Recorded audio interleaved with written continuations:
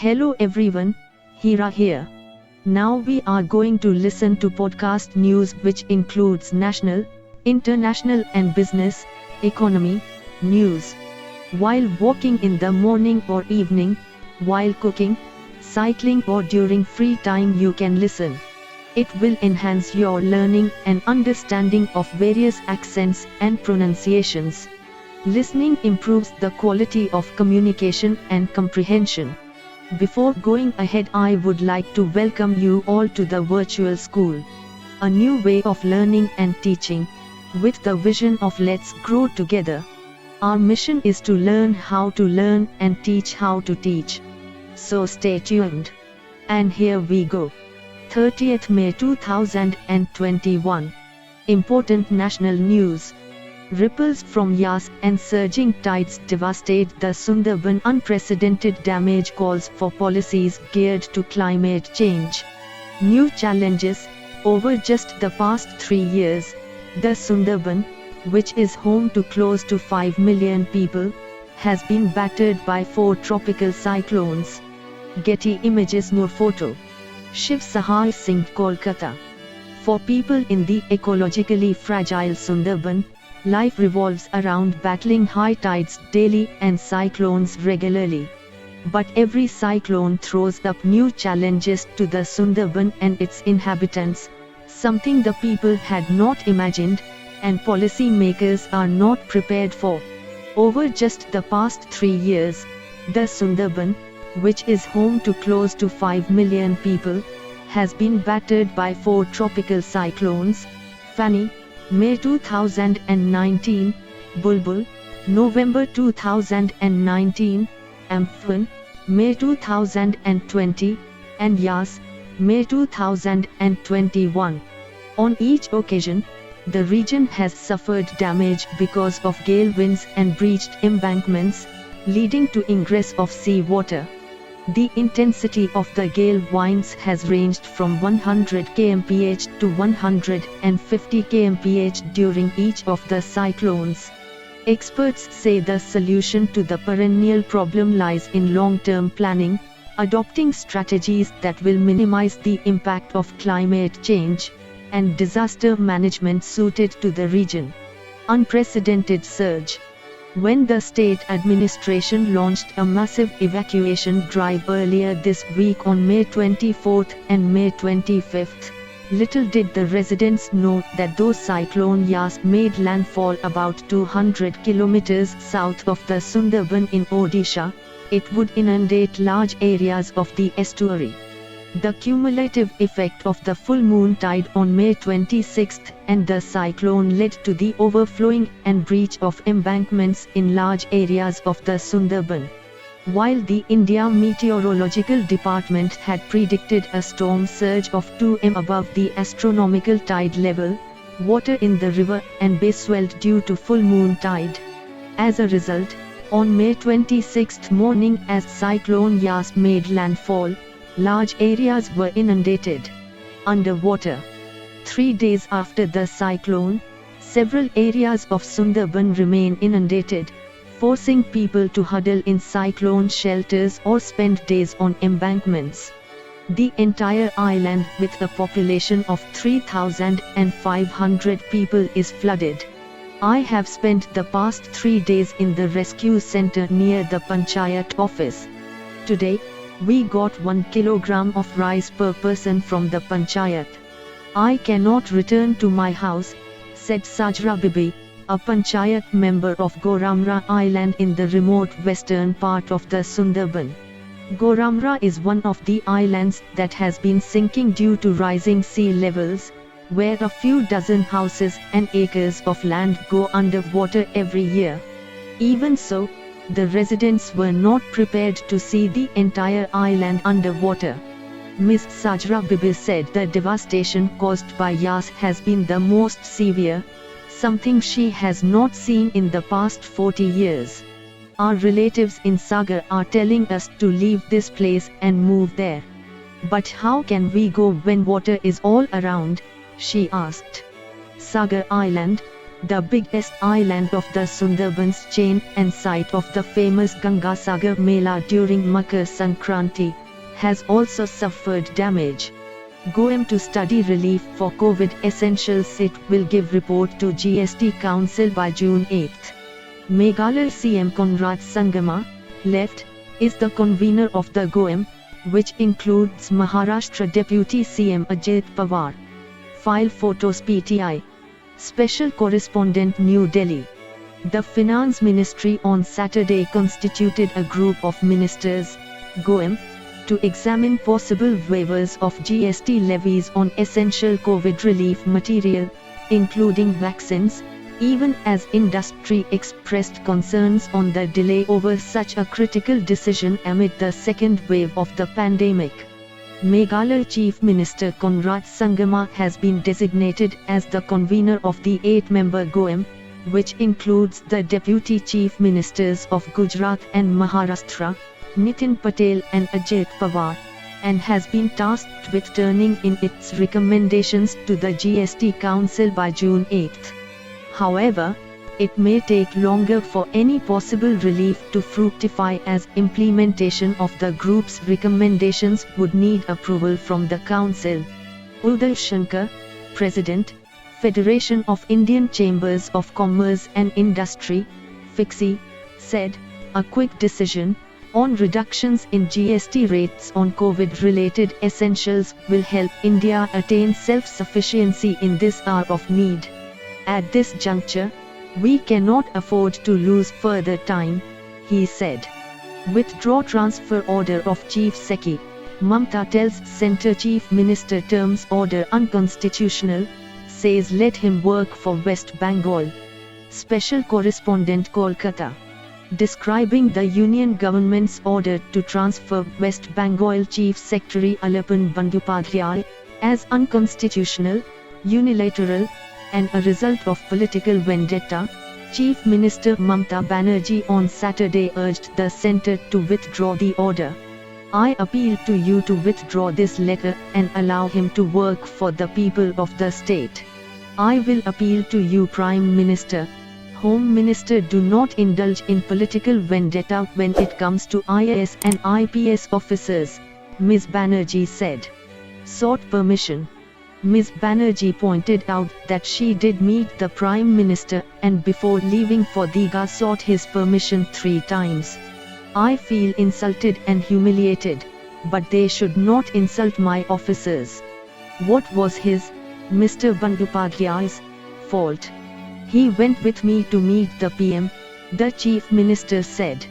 She also claimed that Prime Minister Narendra Modi and Home Minister Amit Shah were trying to create problems for her government at every step, as they were yet to come to terms with the BJP's defeat in the Assembly election. Hours after Chief Minister Mamta Banerjee did not participate in the review meeting on Cyclone Yas chaired by the Prime Minister, the Appointments Committee of the Cabinet attached the state's top bureaucrat to the centre. Referring to photographs of empty chairs at the Prime Minister's meeting, Ms. Banerjee said she spoke to him for several minutes, which was not photographed and circulated. Since last night, so many political leaders made unjust comments to tarnish my image, the image of my government, she said. The Chief Minister also raised the issue that the leader of opposition was not present when the Prime Minister visited Gujarat or Odisha. It was supposed to be a PMCM meeting. Then later, it was revised with the presence of central ministers, leader of opposition and the governor, Ms. Banerjee pointed out. Chidambaram for CAG audit on vaccine production. Special Correspondent, New Delhi. Former Union Finance Minister P. Chidambaram on Saturday demanded a Controller and Auditor General, CAG, driven audit of vaccine production and supply in the country to unravel the mystery of missing vaccines, before public anger hits the streets. In a separate Facebook post, Congress General Secretary Priyanka Gandhi Vadra alleged that the oxygen shortage that the country had seen last month and earlier this month was a result of the Narendra Modi government's lack of planning, incompetence and a 700% increase in the export of oxygen in 2020. Delhi reports 956 fresh COVID-19 cases, lowest in over 2 months. CM says global tender floated for vaccines, no fruitful outcome. Staff reporter New Delhi. Delhi reported 956 new COVID-19 cases over 24 hours, taking the total to 14,24,646, stated a health bulletin released by the Delhi government on Saturday. This is the lowest number of single-day cases since March 22, when the city reported 888 new COVID-19 infections. A total of 122 deaths were reported over 24 hours, pushing the toll to 24,073. 1.19% positivity rate. As many as 80,473 tests were conducted in a day, the health bulletin said. The test positivity rate, TPR, in Delhi fell to 1.19%, meaning only 1 out of 100 persons was testing positive for the virus. The TPR was as high as 36% on April 22 and has been coming down since then. Chief Minister Arvind Kejriwal on Saturday said the Delhi government had floated a global tender to procure COVID-19 vaccines to tide over the shortage of doses in the capital. He said this is not the time for petty politics over vaccine procurement. We have filed a global tender for vaccines. We are making all efforts from our side, but till now the outcomes have not been very fruitful. From what I have understood, all the big vaccine manufacturing companies of the world want to deal directly with the central government and are communicating directly with it, he said. The Chief Minister made the comment after visiting the government's drive-through vaccination center at Chhatrasal Stadium, where citizens above 45 years of age will be vaccinated for free. The Delhi government has started a drive-in vaccination facility here at the Chhatrasal Stadium. People can come here in their cars, motorcycles, even on foot and get vaccinated. Vaccination is free at this center. Right now this has been initiated for those above 45 years because there is no vaccine for those below that age, Mr. Kejriwal said. The Chief Minister added that the vaccination drive for those in the 18 to 45 age group will be started as soon as adequate doses arrive. New cases dipped to 1.6 lakh over 24 hours. Immunization increases with 1.4 lakh more vaccine doses administered. Special Correspondent Chennai. India recorded 1,60,857 new COVID-19 cases and 3,482 new deaths till 9:50 p.m. on Saturday. The country has so far reported a total of 2,78,89,185 cases and 3,26,017 deaths. Tamil Nadu reported 30,016 new infections, followed by Kerala, 23,513, and Karnataka, 20,628. Backlog fatalities. Maharashtra recorded 832 new casualties on the day, followed by Karnataka, 492, and Tamil Nadu, 486. Maharashtra's fatalities include backlog deaths that were missed out in the previous reports. The figures do not include cases and deaths from Chhattisgarh, Jharkhand, Manipur and Ladakh. The data are sourced from the respective states' health bulletins. Around 20.8 lakh samples were tested in the country on Friday, the results for which were made available on Saturday, which is around 9,500 more tests than those conducted on Thursday. India's average daily test positivity rate, positive cases identified for every 100 tests, continues to decline. It was 8.4% on May 28, compared to 12.5% recorded a week earlier. Over 30.6 lakh vaccine doses were administered in the country in the 24 hours ending 8 am on Saturday, which is 1.4 lakh doses more than what was recorded in the previous 24 hours. It is also 1.6 lakh more doses than what was recorded during the same period a week ago. Vaccine slump ends. The 7-day average of COVID-19 vaccination doses administered has been consistently rising since last week, recovering from a slump recorded in the week earlier. Until May 29, about 17.6% of India's adult population, 37.9% of the 45-plus population and 42.8% of those aged above 60 years had been vaccinated with at least one dose. IIT Hyderabad develops oral solution for black fungus. Technology will be transferred to pharmaceutical firms. R. Ravikant Reddy, Hyderabad.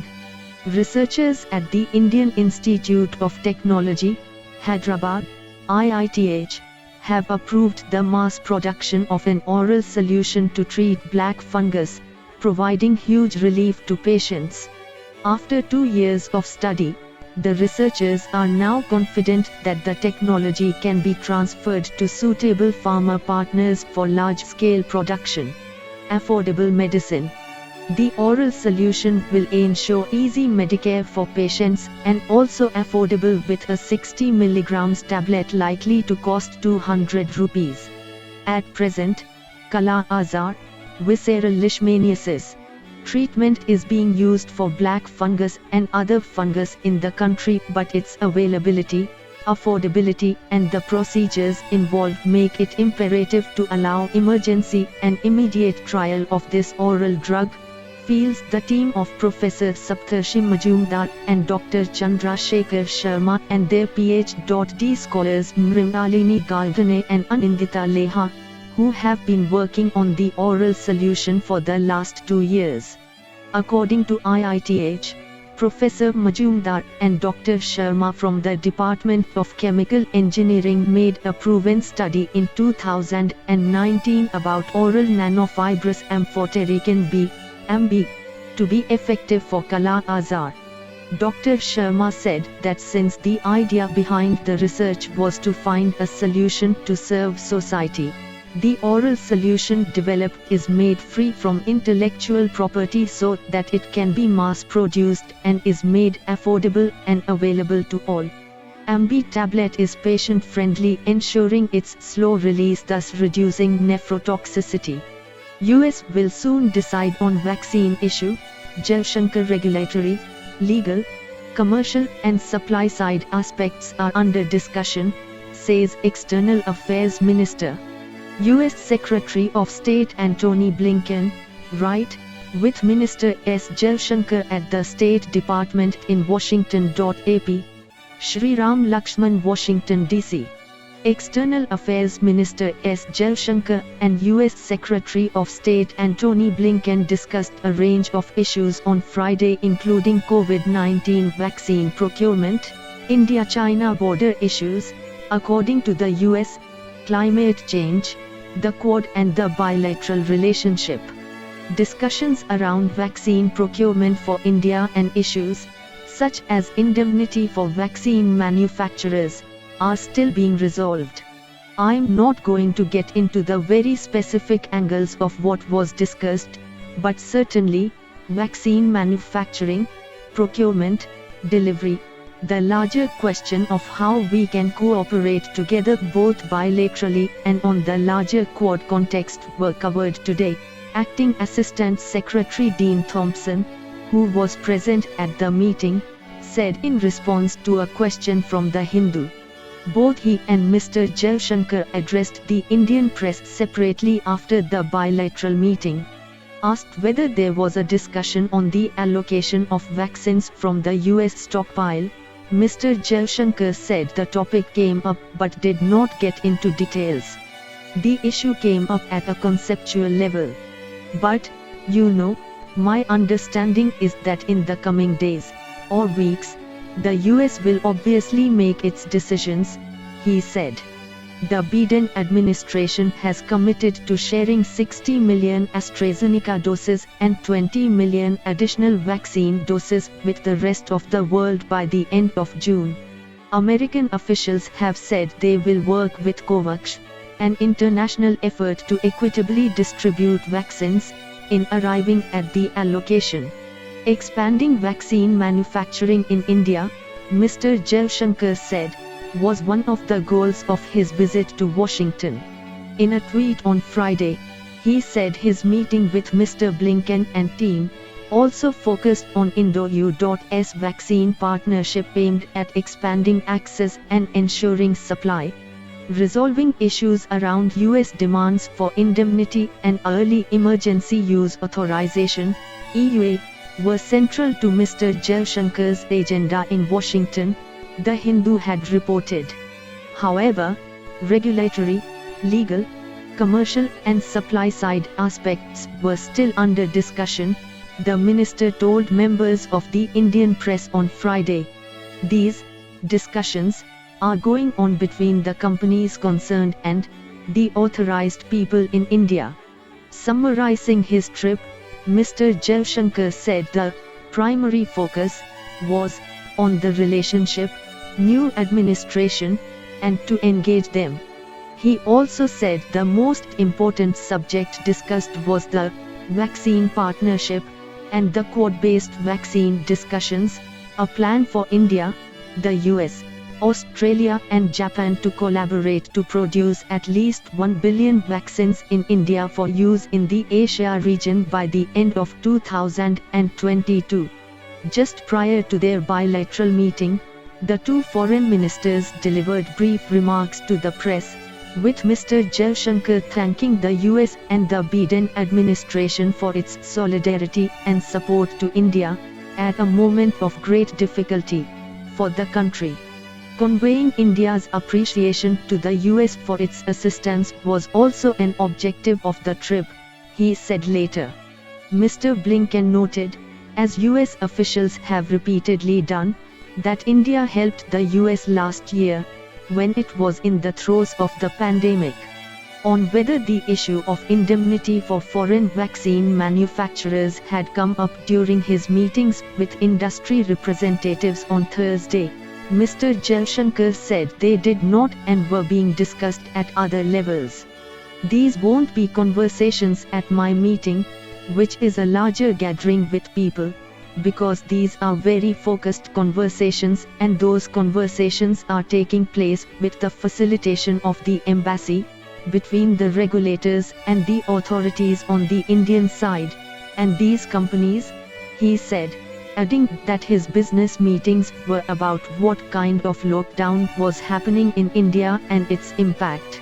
Asked during a briefing with the Indian press at the Indian embassy about Rahul Gandhi's view that vaccine diplomacy had not worked for India, Mr. Jaishankar said he did not want to get into it. I'm not here to exchange political polemics. I don't do that when I leave the country. And I expect other people to understand that, he said. India-China border. At their bilateral, the two sides had also discussed the India-China border, the coup in Burma, and continuing support for Afghanistan, according to Mr. Thompson. We continue to watch the situation very closely and hope that everything can be resolved peaceably as things go forward, he said. Mr. Blinken also confirmed that the India-China border was discussed. When Nehru wanted globe-trotter diplomats in print, the rare directory, with biodata of IF's officers, is a mine of information about the policies of the government of that time. The cover and the first page of the volume, published in 1958. Kallol Bhattacharjee. In 1958, the Ministry of External Affairs, MIA, under Prime Minister Jawaharlal Nehru decided to publish a Statement of Services of Officers of Branches A and B of the Indian Foreign Service. The responsibility of editing the volume, which contained the biodata of all the diplomats who joined the ministry in the 1940s and the 1950s, fell on KPS Menon Jr. Finally, what emerged was a slim volume of 95 pages containing the details of careers and interesting developments involving many young officials who would shape India's diplomacy in the subsequent decades. It also shows how Mr. Nehru planned diplomats to be a mix of diverse backgrounds and skills. The volume is rare to come across and is found only in limited number of libraries and in personal collections. Writing the preface, Menon acknowledged that he might have left out some colleagues by mistake and requested them to submit relevant details with the Under Secretary, FSP, for inclusion in the next issue. Thus began an annual publication, which gives details of globe-trotting diplomats of India. The document is restricted for official use only. The first volume, however, is unique as it consisted of officials who were handpicked by Nehru personally for the IFs. The volume is a mine of information about the policies of the government of that time. At the time of publication, the MIA had Harivansh Rai Bachchan as an officer on special duty, OSD, for promotion of Hindi in the works of the ministry. Bachchan, who is known for his literary works as well as for being the father of actor Amitabh Bachchan, was recruited in December 1955. It mentions that Harivansh Rai Bachchan could read, write and speak in Hindi and Urdu. He left a comfortable job at the Allahabad University and was persuaded by Nehru to join the MIA. The directory also is a proof of the extent of male dominance in Indian diplomacy in the Nehruvian period. The entire volume contains only two women, Meera-e Shardas Malik, who joined on 1st May 1954, and Chonera Beliappa Muthamma of 1949 batch of the IFs.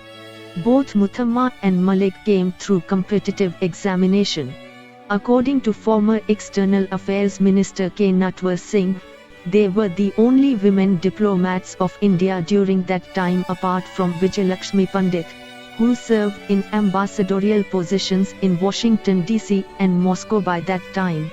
Among the personal details, it is the section about Ramchandra Dattatreya Sate that draws attention at a bygone era of Indian diplomacy. Till 1950, India, continuing with imperial practice of the past, maintained a consulate at Kashgar. Sate, who joined the MIA after serving in the army, was posted at Kashgar as Consul General in November 1948. Next year, the People's Republic of China was born, and in 1950, the communist rulers of Beijing arrived in Tibet. Under the circumstances, Sate was asked to return and India shut down the consulate. The volume contains the details of several veterans like Brajesh Mishra, who became the National Security Advisor of Prime Minister Atal Bihari Vajpayee, Mr. Natwar Singh, who went on to serve as the External Affairs Minister during Manmohan Singh's premiership, Chinmay Garekhan, who shaped India's diplomacy at the United Nations, and Romesh Bhandari, who served as Foreign Secretary of Indira Gandhi and was involved in courageous anti-hijacking operations. Mr. Singh, Garekhan, Eric Gonsalves and Maharaja Krishna Rasgotra are a handful of the diplomats who remain active till date. The volume also contains the famous diplomatic families like the Huxers and Menons among a few others. S.N. Huxer, P.N. Huxer and Huxer were from the same family, and out of the three, P.N. Huxer went on to serve as a close advisor to Indira Gandhi during the 1971 war. However, the Huxers were overpowered by the Menons and Nayars, who appear to be the most numerous in IF's top order at that time. The directory begins with Kumar Padma Sivasankara Menon or KPS Menon Sr. and contains at least 11 diplomats from the Menons of Kerala. Subimal Dutt, the Foreign Secretary from 1955 who served during the Suez Crisis, is on the first page. It also shows the level of language skills possessed by Indian diplomats during the 1940s and the 1950s. While most people chose Spanish, French and Russian as foreign language, there were a few who spoke Burmese, Arabic, Bahasa Indonesian as well. Jayantanuja Bandyopadhyay of the 1956 IF's batch, who later became the author of a popular book on Indian foreign policy, specialized in Kishwahili. The volume was published on 1 September 1958. 10 rupees lakh corpus fund for every child orphaned by COVID-19 educational assistance and health cover to be part of special PM CARES scheme. Special Correspondent, New Delhi. The Union Government on Saturday announced a special PM CARES for Children scheme for all those orphaned due to COVID-19. It will include a corpus of 10 rupees lakh for each child till he or she reaches the age of 18. The decision was taken at a meeting chaired by Prime Minister Narendra Modi. Children who have lost both parents or the lone surviving parent or their legal guardian or adoptive parent due to COVID-19 will be supported under the scheme. The Women and Child Development Ministry has said that there are a total 577 COVID-19 orphans identified across the country. When a child turns 18, he or she will draw a monthly stipend from the corpus of 10 rupees lakh in order to meet expenses for personal needs and higher education. On reaching the age of 23, the child will get the entire 10 rupees lakh, according to an official statement. The government will also assist such children with school education. They will be given admission in the nearest Kendriya Vidyalaya or in a private school as a day scholar. If the child is admitted in a private school, the fees will be paid from the PM CARES fund as per norms under the Right to Education Act, 2009. PM CARES will also meet the expenses on uniform, textbooks and notebooks. Residential schools. Children in the age group of 11 to 18 will have the option to study in a residential school under the central government such as Sainik School and Navodaya Vidyalaya. These children will also be supported in their higher education through either scholarship equivalent to the tuition fees or educational loans where the interest will be paid by the PM CARES fund. All children will be enrolled as a beneficiary under the Ayushman Bharat scheme with a health insurance cover of 5 rupees lakh, where the premium amount will be paid by PM CARES till a child turns 18. The government has also announced measures to help the families who have lost the sole earning member due to COVID-19. Help for kin. The pension scheme of the Employees State Insurance Corporation is being extended. The scheme is applicable from 24th March 2020 to 24th March 2022. Similarly, insurance benefits under the Employees Deposit Linked Insurance Scheme, EDLI, under the Employees Provident Fund Organization will be available, according to a press statement. Dazzling the skies, Suryakiran Aerobatic Display Team completes 25 years. It has done more than 600 displays across India and Southeast Asia. Star attraction, the Suryakiran Aerobatic Team flying over Chennai to commemorate 50 years of the 1971 Liberation War of Bangladesh. Special arrangement. Dinakar Peri, New Delhi. The Suryakiran Aerobatic Display Team of the Indian Air Force, IAF, which has enthralled crowds across the country with their hair-raising maneuvers with their aircraft in red and white, has just completed 25 years.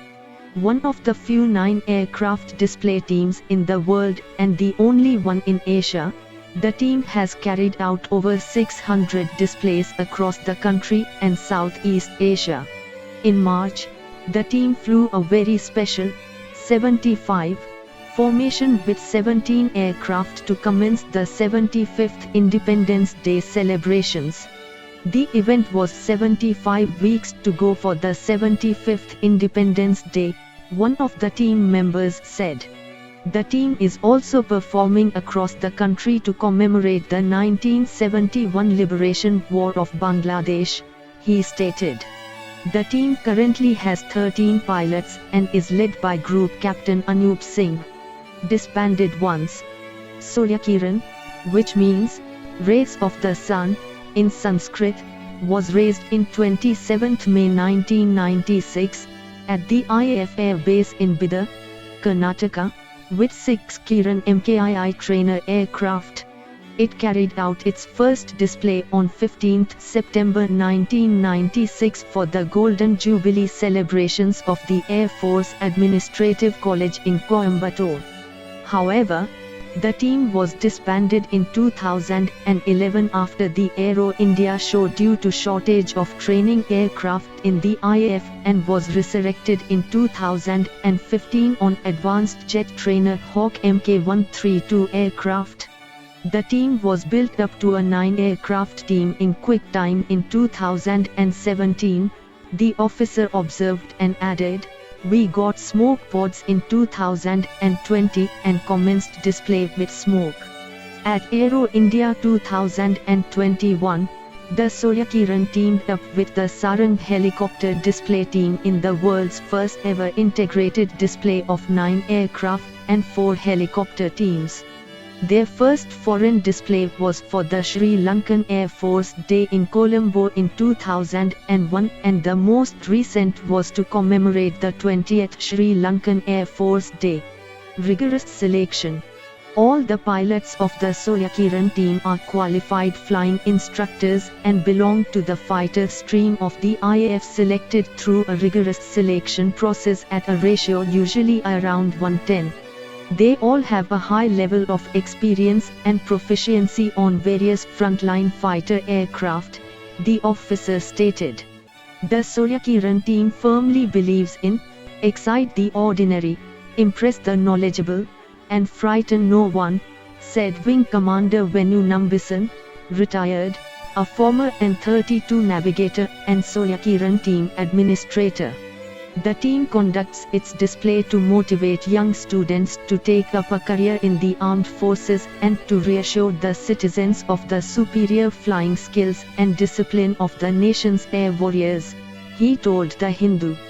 WGCDR Nambisan, who had been a fan of the Suryakirans since his cadet days, said, "Having been allotted the transport stream as navigator, my hopes of joining the team were dashed. So when the team sent out a call for team administrator, I jumped at the opportunity. Not once, but twice," said WGCDR Nambisan, who was part of the legacy team and part of the core team which resurrected the team on Hawks later. "A rare privilege indeed," he said.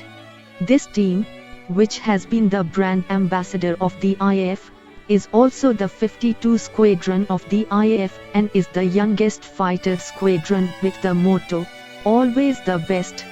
Thank you. International news. Republicans block Capitol riots displaying loyalty to Trump. GOP foils bid to create 9/11 style panel to investigate the violence. Stain on democracy. Supporters of Donald Trump scaling the West Wall of the U.S. Capitol in Washington on January 6. Aptos Louis Magana. Associated Press Washington. Senate Republicans blocked creation of a bipartisan panel to investigate the deadly January 6 attack on the Capitol, displaying continuing party loyalty to former President Donald Trump and firm determination to shift the political focus away from the violent insurrection by his GOP supporters. The Senate vote on Friday was 54 to 35, 6 short of the 60 needed, to take up a House-passed bill that would have formed an independent 10-member commission evenly split between the two parties. Call for support. It came a day after emotional appeals for the commission from police who fought the mob, the family of an officer who died, and lawmakers in both parties who fled Capitol chambers in the worst attack on the building in 2 centuries. The Republicans were mostly but not totally united. 6 voted with Democrats to move forward. 11 senators, 9 Republicans and 2 Democrats, missed the vote, an unusually high number of absentees for one of the highest profile votes of the year. At least one of the missing Republicans would have voted in favor of considering the commission, according to his office. The GOP opposition means that questions about who should bear responsibility for the attack could continue to be filtered through a partisan lens, in congressional committees, rather than addressed by an outside, independent panel modeled after the commission that investigated the 11th September 2001 terror attacks. The investigations will happen with or without Republicans, declared Louisiana Senator Bill Cassidy, one of the Republicans who voted to move forward. To ensure the investigations are fair, impartial, and focused on the facts, Republicans need to be involved. Avoiding reprisals. The vote was in part a GOP attempt to placate Mr. Trump, or avoid his reprisals, as he has kept a firm hold on the party since his defeat by Democrat Joe Biden. The former president told his supporters to fight like hell to overturn his defeat before the siege, and continues to falsely say he won the election, claims shouted by his supporters as they stormed the building. Trump called the commission legislation a Democrat trap. Friday's vote, the first successful use of a Senate filibuster in the Biden presidency, was emblematic of the profound mistrust between the two parties since the siege, especially among Republicans, with some in the party downplaying the violence and defending the rioters. The vote is likely to galvanize Democratic pressure to do away with the filibuster, a time-honored procedure used to kill major legislation. It requires 60 votes to move ahead, rather than a simple majority in the 100-member Senate. With the Senate evenly split 50-50, Democrats needed support from 10 Republicans to move to the commission bill. Speaking to his Republican colleagues, Senate Democratic leader Chuck Schumer said after the vote they were trying to sweep the horrors of that day under the rug, out of fear or fealty to Mr. Trump. Chinese city locks down area amid virus surge, hundreds of residents being tested. Mass testing, residents lining up for COVID-19 testing in Liwan district of Guangzhou on Wednesday. AP. Associated Press. Beijing. The southern Chinese city of Guangzhou shut down a neighborhood and ordered its residents to stay home on Saturday for door-to-door coronavirus testing following an upsurge in infections that has rattled authorities. Guangzhou, a business and industrial center of 15 million people north of Hong Kong, has reported 20 new infections over the past week. The number is small compared with India's thousands of daily cases, but alarmed Chinese authorities who believed they had the disease under control. Spreading fast. The spread of infections was fast and strong, the official Global Times newspaper cited health authorities as saying. Saturday's order to stay home applied to residents of 5 streets in Liwan district in the city center. Outdoor markets, child care centers and entertainment venues were closed. Indoor restaurant dining was prohibited. People in parts of 4 nearby districts were ordered to limit outdoor activity. Grade schools were told to stop in-person classes. The city government earlier ordered testing of hundreds of thousands of residents following the initial infections. The government said some 7 lakhs people had been tested by Wednesday.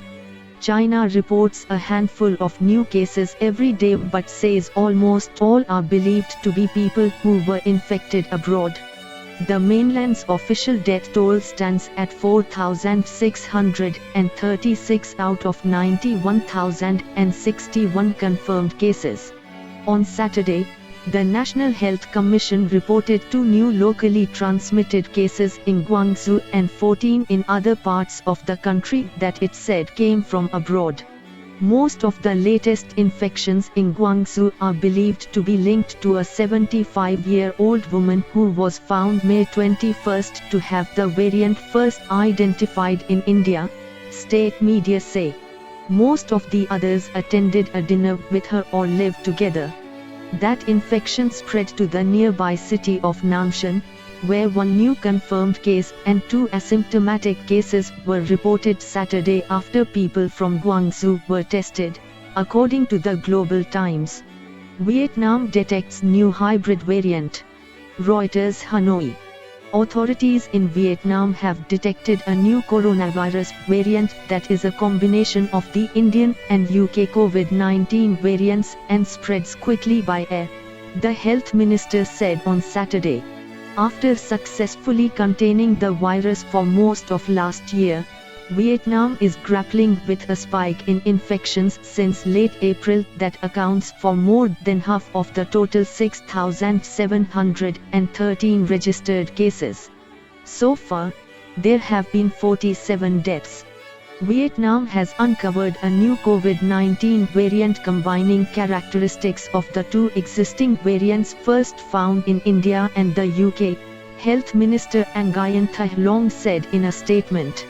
The new variant is very dangerous, he added.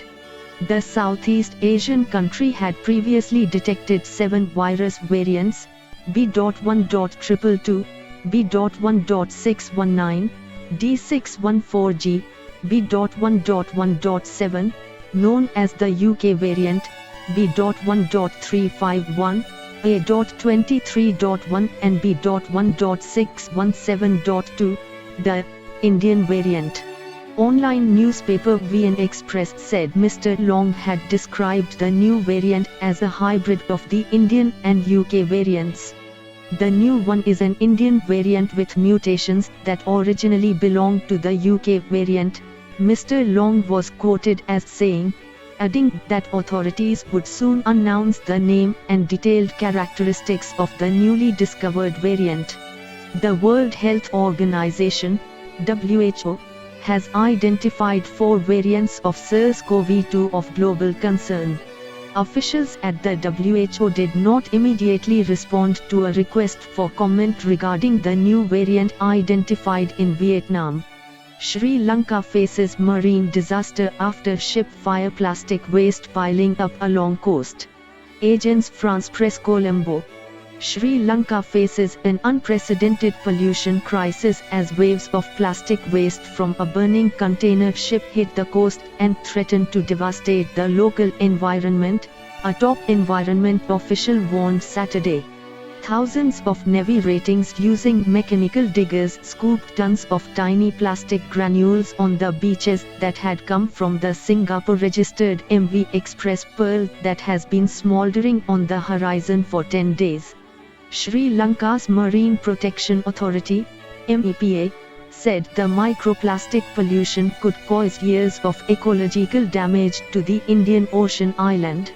This is probably the worst beach pollution in our history, MEPA Chairman Dharshani Lehendapura said.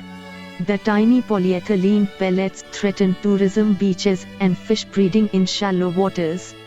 Fishing has been banned along an 80 km stretch of coast near the ship that has been burning for 10 days despite an international firefighting operation.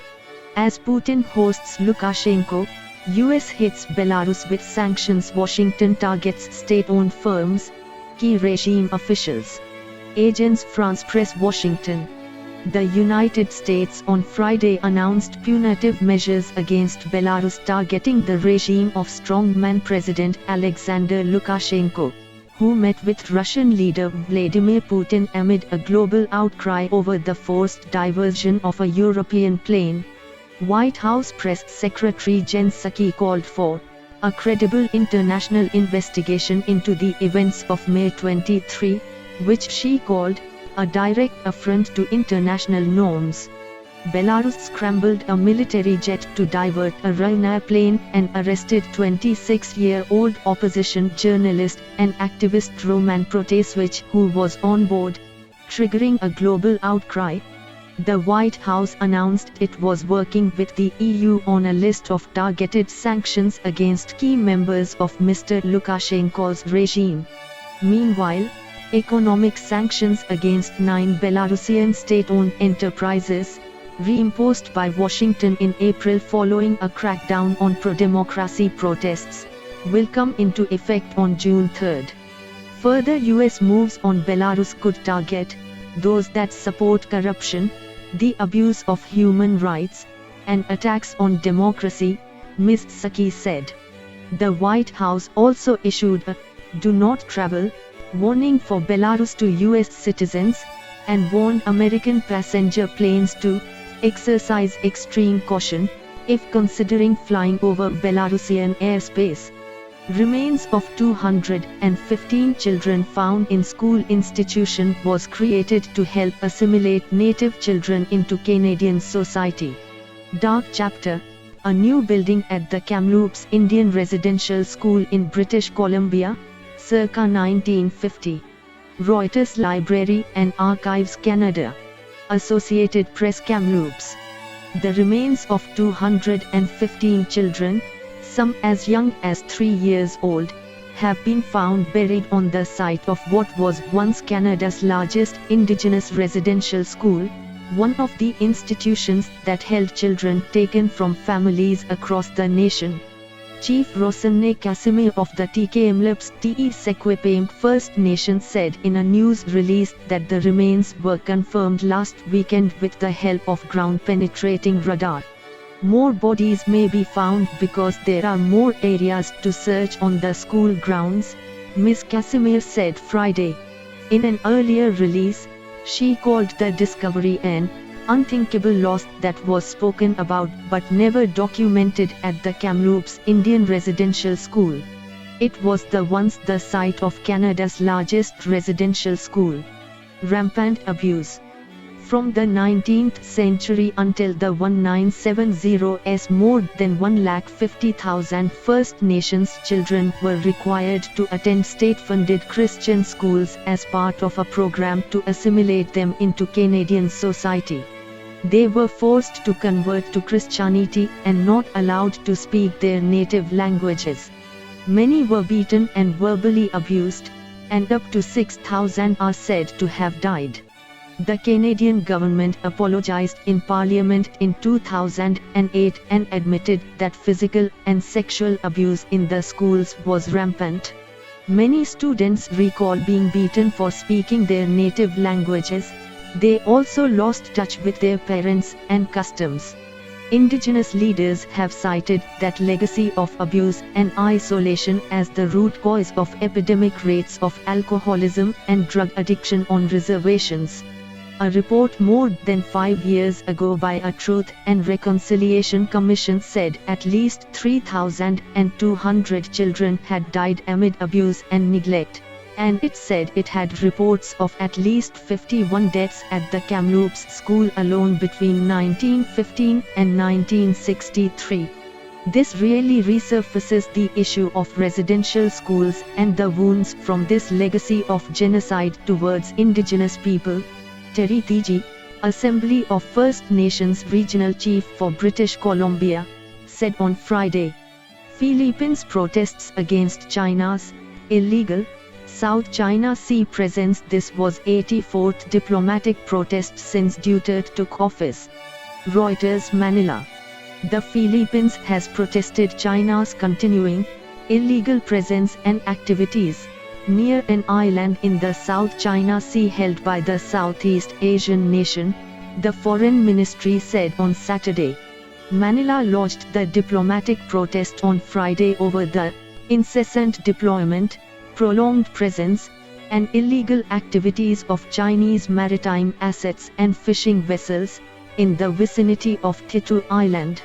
It demanded its giant neighbor withdraw the vessels. The Chinese embassy in Manila did not immediately respond to a request for comment outside business hours. Tensions between Manila and Beijing have escalated over the months-long presence of hundreds of Chinese boats in the Philippines' exclusive economic zone. The Philippines says it believes the vessels were manned by militia, while Beijing has said they were fishing boats sheltering from bad weather. The Pagasa Islands is an integral part of the Philippines over which it has sovereignty and jurisdiction, the ministry said in a statement. Thitu, known as Pagasa in the Philippines, is 451 kilometers from the mainland and is the biggest of the 8 reefs, shoals and islands it occupies in the Spratly archipelago.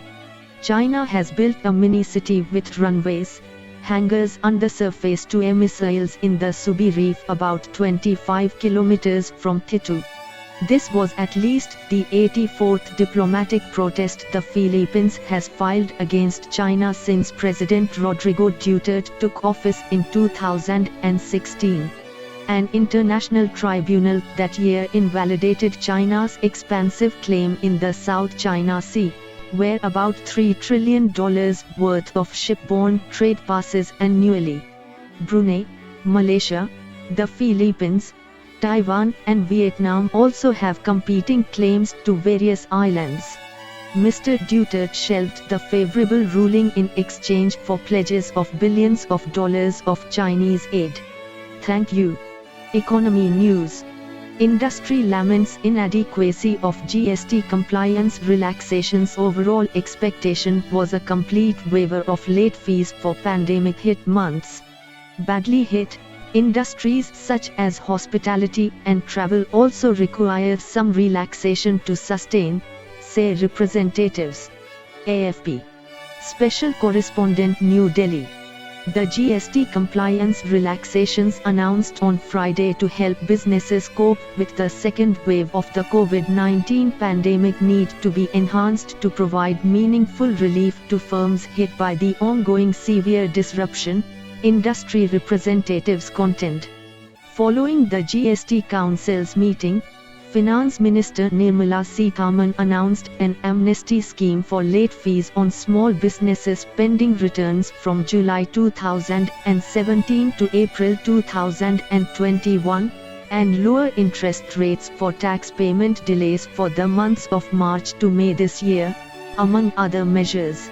About 89% of the GST taxpayers constitute small taxpayers, so taxpayers can now file their pending returns and avail the benefits of the amnesty scheme with reduced late fee, she had said.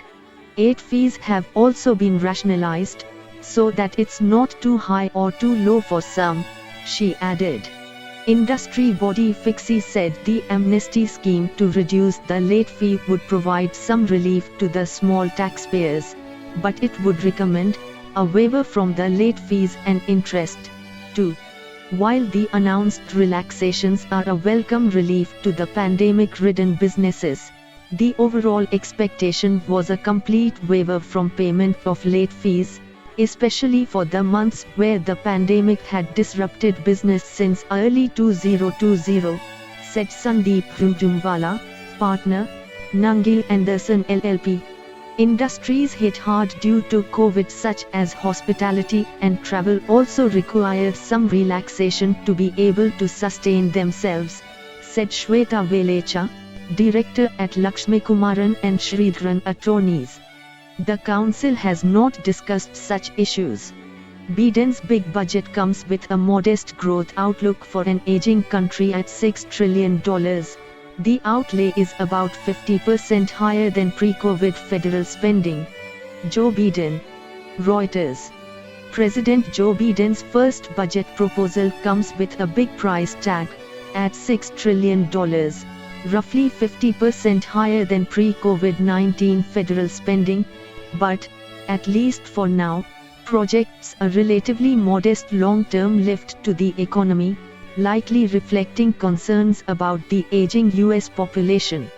The administration's spending blueprint for the fiscal year ending in September 2022 would increase spending on infrastructure, education and combating climate change. But it comes with forecasts for near-term growth that do not reflect the rapid improvement in the economy so far this year. With the help of $1.9 trillion in additional stimulus spending approved earlier this year, the economy grew at an annualized rate of 6.4% in the first quarter, apace projections from both the Survey of Professional Forecasters and Federal Reserve officials see persisting through the year. By contrast, the Biden budget pegs growth this year at just 5.2%. Council of Economic Advisers Chair Cecilia Rouse said forecasts underlying the budget were locked down in early February, assumptions administration officials plan to revisit later this year. Also notable is the rapid deceleration in growth expectations after next year, to between 1.8% and 2% each year from 2024 through 2031. Economists said the Biden projections likely factor in two systemic headwinds to a prolonged run of above-trend growth. The country is aging rapidly, and the workforce is not growing.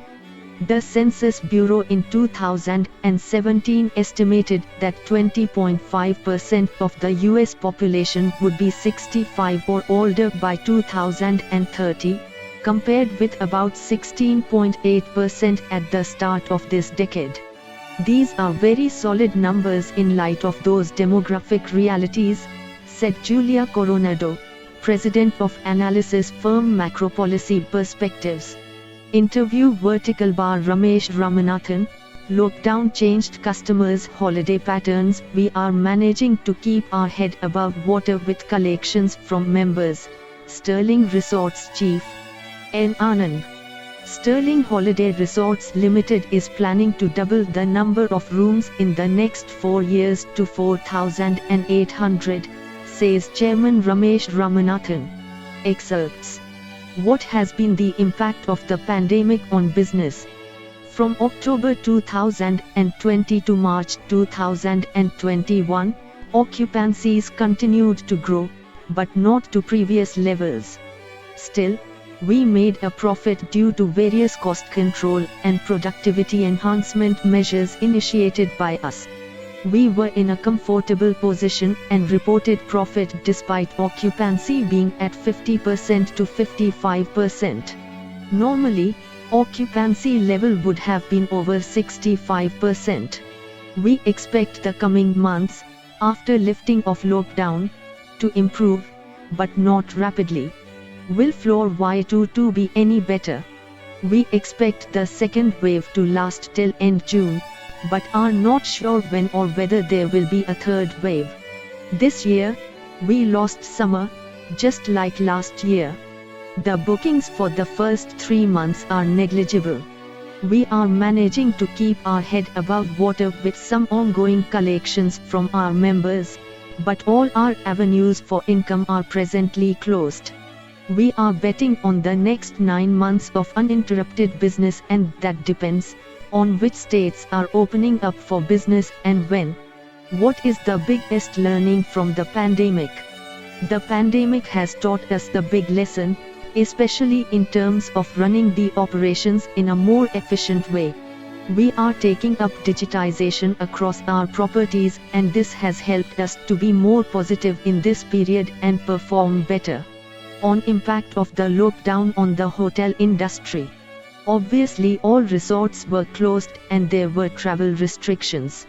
COVID-19 has taught us one thing: people started traveling broadly within the state and within driving distances in their own cars. So, there is a big change in holiday patterns of customers.